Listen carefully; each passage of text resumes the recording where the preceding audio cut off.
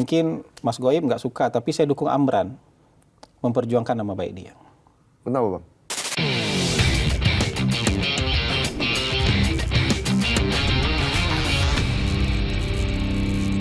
Gimana, Bang? Jadi komisaris, masuk tiap hari atau lebih santai? Iya, kalau di Pertamina, saya nggak tahu di tempat lainnya. Di Pertamina komisarisnya super sibuk ya.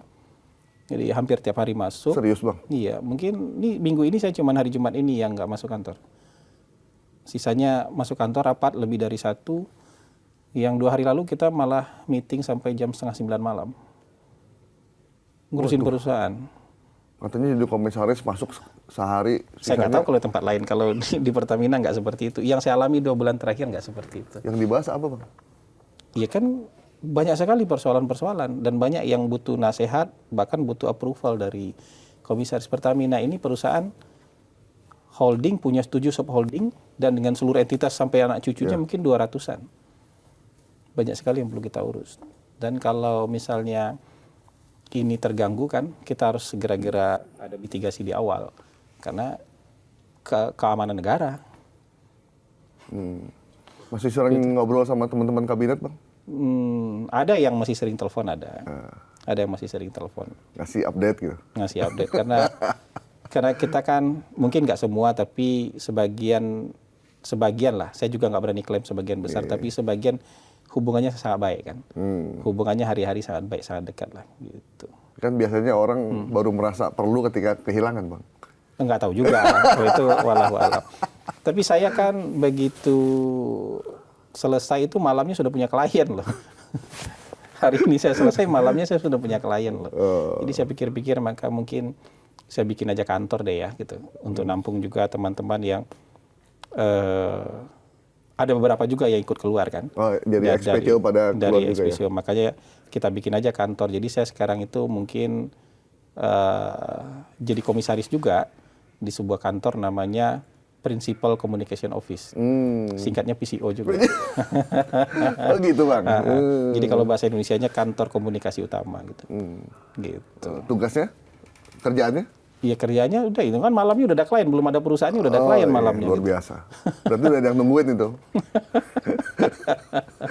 Gitu. Jadi, tapi isu-isu terkini segala macam tetap ngikutin ya, Bang ya? Ya tentu iya. Saya itu nggak bisa lepas dari politik. Jadi hobi nggak punya. Kehidupan lain juga nggak punya. Nggak ada, Bang? Nggak ada. Golf, tenis, apa segala macam. Pedal? Pedal nggak. Nggak ada. Saya itu Jadi kayak Pak SBY dong. Pak SBY kalau nggak ngomongin politik sehari agak... Enggak juga, gitu? tapi saya misalnya weekend itu biasanya hibernasi aja. Oke. Hibernasi itu baca buku, nonton film, atau ya trekking cari tempat sunyi. Hiking cari tempat sunyi. Sendirian aja itu ya? Ya nggak sendiri dong, sama istri. Gitu, tapi cari tempat yang sunyi, lebih kayak gitu aja. Tapi ngikutin politik itu nggak bisa putus. Iya. Jadi hidupnya masih politik. Karena teman-teman kalau setiap ketemu Bang Hasan pasti nanyanya situasi dan iya, kalau nggak nanya dia sharing. Ya. Malah jadwal-jadwal yang apa ya, jadwal layanan psikologis ya, pemberian layanan psikologis ini agak banyak sekarang karena dianggapnya kita udah nggak sibuk gitu loh. Jadi banyak yang datang. Yang butuh layanan psikologis banyak banget. Oh, termasuk ini ya, termasuk elit politik datang dong ke Abang? Ada yang datang, ada yang telepon, ada yang ngajak ketemu, ada yang ngajak ngopi. Minta konseling? Curhat? Ya curhat lah. Bagaimana ini begini, bagaimana menghadapinya gitu. Ya kita tampung aja ceritanya. Orang terkenal juga berarti ya? Orang terkenal semua. Ya lihat aja daftar calling saya nanti. Terus saya lihat ya? Lihat aja nanti siapa aja yang calling itu. Termasuk ketua-ketua partai katanya ada Bang yang suka nelfon Abang? Ada petinggi-petinggi adalah. Ada petinggi partai lah ya? Petinggi partai ya. Ya kan sebelum jadi anggota kabinet kan hidup kita juga seperti itu kok. Yeah. Ya, urusan kita juga sama orang-orang itu kok gitu. Ini cuman justru mereka nggak lebih leluasa selama saya jadi anggota kabinet, mereka lebih nggak enakan buat nelfon. Gitu. Begitu kita berhenti, teleponnya nggak berhenti gitu. Itu ya. Jadi Bang Hasan nggak nganggur, teman-teman. Bukan nggak ada kerjaannya, kan ada yang bilang ini. Nggak ada kerjaannya, Bang. Sampai ngomongin orang lain, atau ngomongin kabinet. Ya boleh ikut saya sehari, sekali-sekali ikut saya seharian, biar kelihatan ada kerjaan nih orang pekerja itu. Oke, ini karena Bang Hasan udah di depan saya, nggak afdol kalau saya nggak tanya-tanya soal isu terkini. Iya. Satu soal ijazah, Bang. Ini ijazah orangnya udah lengser, tapi kasusnya tidak pernah selesai. Bahkan ini sampai kepada tahap tersangka 8 orang yang dianggap menyebarkan informasi palsu dan lain-lain lah. Gitu. Gimana Bang melihat kondisi ini? Saya itu pernah memperjuangkan nama baik saya. Ketika nama baik saya pernah dicemarkan. Dan memperjuangkan nama baik itu butuh waktu berbulan-bulan. Dan dengan biaya yang juga tidak sedikit. Dan waktu itu sayangnya saya tidak bisa pidanakan orang yang mencemarkan nama baik saya karena undang-undangnya mengatur seperti itu. Jadi saya hanya bisa menggugat perdata. Jadi saya tahu rasanya bagaimana perjuangan untuk memulihkan nama baik. Mungkin Mas Goib nggak suka, tapi saya dukung Amran memperjuangkan nama baik dia. Kenapa Bang? Ya, berarti dia merasa nama baik dia harus dipulihkan. Dan dia nggak nuntut pidana kan, karena dia nggak bisa nuntut pidana. Kalau dia nggak bisa nuntut pidana, dia hanya bisa melakukan gugatan perdata kan. Kalau dia bisa tuntut pidana, pasti dia tuntut pidana itu.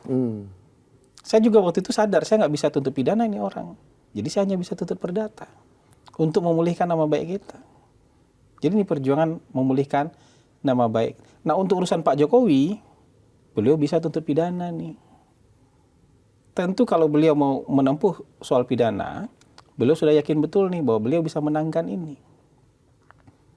Jadi saya itu dalam posisi orang itu berhak memperjuangkan nama baiknya kalau dikuyo-kuyo terus nama baiknya. Saya justru heran ada orang yang berbulan-bulan, bertahun-tahun ini aja kerjanya. Ngulik-ngulik soal ini, ngulik-ngulik soal entah apa. Buat saya kalau orang ini mungkin nggak sama-sama kita ini. Level psikologisnya udah nggak sama-sama kita ini. Udah jauh lebih hebat daripada kita nih level. Kalau nggak orang biasa, orang normal kayak kita, nggak akan punya daya tahan kayak gitu. Ini punya daya tahan kayak gini, kalau nggak orangnya spesial nih, ya, kalau nggak ada yang orkestrasi, itu aja. Maksudnya Abang ada bohirnya gitu? Entah itu, tapi ada yang orkestrasi, kenapa daya tahannya begitu sebegini, kuat? Dan efeknya apa, yang diharapkan impactnya apa? Apa impact yang diharapkan dari itu apa? Itu pertanyaan banyak orang juga sih. Apa? Menurut Abang apa? Ya saya nggak tahu jadinya. Mau menjelek-jelekan, kalau mau menjelek-jelekan, Pak Jokowi udah dari 2012 dijelek-jelekin orang. Dibilang dulu bukan Islam lah, dibilang ibunya bukan Islam lah, dibilang anak PKI lah, dibilang macam-macam lah. Dan nggak pernah putus kan, zaman jadi presiden juga nggak pernah putus kan. Ada yang bilang sebenarnya ujungnya Gibran sebenarnya Bang. Kan Pak Jokowi udah lengser. Ya whatever itulah. Tapi hari ini kan yang menggugat kan Pak Jokowi. Gitu. Ujung-ujungnya kemana? Saya nggak tahu. Orang ini kan musuh Pak Jokowi juga pasti musuhin Gibran kan. Iya. Ya maksudnya gitu. Kan bukan musuhin Pak Jokowi itu tiba-tiba dia senang sama musuhin sekeluarga lah gitu tepatnya. Iya, satu keluarga ini mereka. Dan memang ada orang yang seperti itu. Yang kita nggak bisa paham lagi kenapa bisa segininya orangnya. Saya yakin Mas Goib juga nggak bisa paham tuh kenapa orang tuh bisa seperti ini levelnya gitu loh. Yang levelnya sudah kita nggak bisa pahami lagi gitu loh. Makanya saya dulu sarankan ini para ahli psikologi, para ahli-ahli psikiater layak meriset orang-orang ini gitu. Ini ada apa ini gitu. Jangan-jangan memang ada orang yang selama ini belum diobservasi gitu loh. Ada kelompok-kelompok orang yang selama ini belum diobservasi gitu. Belum diteliti. Dia luar biasa lah gitu. Luar biasa ini gitu. Tapi saya dukung orang memulihkan nama baiknya. Karena dia dicemarkan, dihancurkan begitu. Jadi kalau mereka tersangka wajar ya? Terus orang sekarang bilang, ngapain sih Pak Jokowi mentersangkakan orang? Hitung dong berapa tahun dia digituin. Misalnya siapa yang bilang dengan sok bijak harusnya ini diselesaikan aja, ditunjukkan dengan menunjukkan ijazah. Iya secara teori benar. Tapi nanti lama-lama setiap orang yang dituduh macam-macam, korban itu yang harus membuktikan bahwa dia tidak begitu. Kan harusnya si penuduh yang harus membuktikan bahwa dia benar. Iya, iya. Berjuang memulihkan nama baik itu artinya dia akan buktikan bahwa ijazahnya benar, tapi lewat apa? Lewat pengadilan. Saya waktu dituduh aneh-aneh dulu oleh salah satu media kan, saya perjuangkan dengan akhirnya saya membuktikan saya tidak salah gitu loh. Dan itu berjuangannya 6 bulan, ngabisin uang, ngabisin waktu, memulihkan nama baik hanya untuk dapat permintaan maaf. Itu pun nama baik kita belum tentu pulih gitu. Makanya saya dukung Pak Amran melakukan langkah yang jadi eye catching ini gitu loh.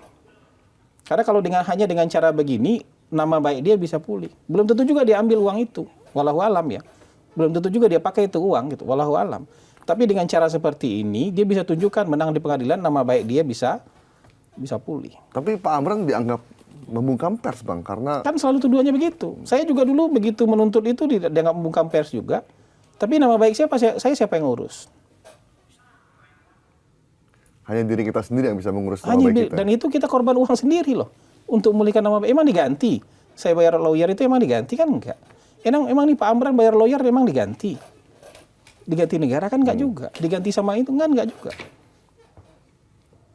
Jadi makanya hati-hati nanti kalau kita mau menginsinuasi orang, mau menuduh orang, apalagi mencemarkan nama baik orang. Buat saya kalau orang berani fight untuk memperjuangkan nama baiknya, berarti dia yakin dia benar. Udah gitu aja. Persoalan kalah menang nanti di pengadilan itu urusan lain lah. Berarti menurut Dan ini lewat jalur yang resmi. bukan jalur kekerasan loh. Kan memang jalurnya disediakan ya? Ini kan jalurnya disediakan kan gitu. Kalau jalur yang disediakan, jadi jangan marah orang menempuh jalur yang disediakan. Gitu. Berarti menurut Bang Hasan, Pak Amran cukup berani mengambil segala resiko dengan berbagai macam. Iya, kalau sudah terbuka kayak gini kan, kalau misalnya dia kalah kan juga berisiko buat nama baik dia. Jadi nggak gampang loh memperkarakan orang yang udah jelas-jelas secara aturan nggak bisa kita pidana. Nggak mungkin dipidana. Kan jalurnya ada Dewan Pers, Bang. Kan berarti dia sudah tempuh Dewan Pers. Saya juga dulu tempuh Dewan Pers kok. Iya. Saya dulu juga tempuh Dewan Pers kok. Dia kan juga udah tempuh Dewan Pers. Jadi ya kayak gitu aja. Tapi jangan antipati kita kalau ada orang memperjuangkan nama baik lewat jalur hukum. Nih saya satu lagi soal Pak Amran nih. Kan tuntutan 200 miliar dianggap tidak masuk akal karena dianggap membangkrutkan perusahaan pers. Itu kan tuntutan, kan hakim bisa putuskan nanti. Oke. Loh, kan ada hakim. Hakim kan akan nilai ini layak nggak, cocok nggak, masuk akal nggak. Tapi intinya itu bukan 200 miliarnya. Intinya dia mau memulihkan nama. Bisa jadi bikin nol sama hakim kok. Ya kan? Ada hakim. Ini kan tuntutan dari dia gitu loh. Dan nilai harga dirinya mungkin, bukan nilai harga diri, nilai nama baik dia mungkin segitu gitu loh. Dulu saya juga nuntut media yang sama 64 miliar kok. Terus? Jadi mau lanjut ke sidang dengan Anda dituntut 64 miliar atau Anda minta maaf. Akhirnya mereka milih minta maaf.